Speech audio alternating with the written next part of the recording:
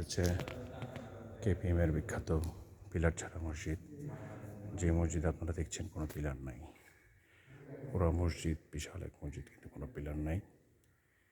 অনেক পুরনো এক মসজিদ, শতবর্ষ পুরনো, কিন্তু সবচেয়ে আশ্চর্যজনক বিষয় হচ্ছে এই মসজিদের মাঝখানে কোনো পিলার নেই, কোনো পিলার ছাড়া। এটাকে এখানে স্থানীয়ভাবে পিলারবিহীন মসজিদ বলা হয়।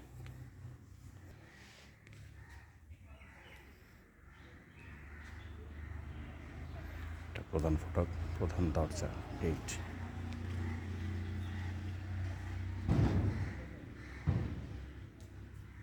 এত সুবিশাল এক মসজিদের কোথাও কোনো পিলার, কোথাও না।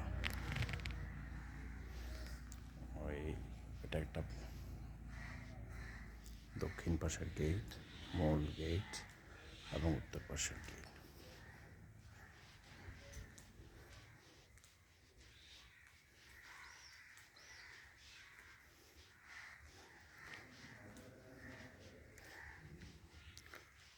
চরম অযত্ন আর অবহেলায় করে থাকা এই ঐতিহ্যবাহী মসজিদটির সংস্কার আসলেই খুবই আবশ্যক হয়ে দাঁড়িয়েছে।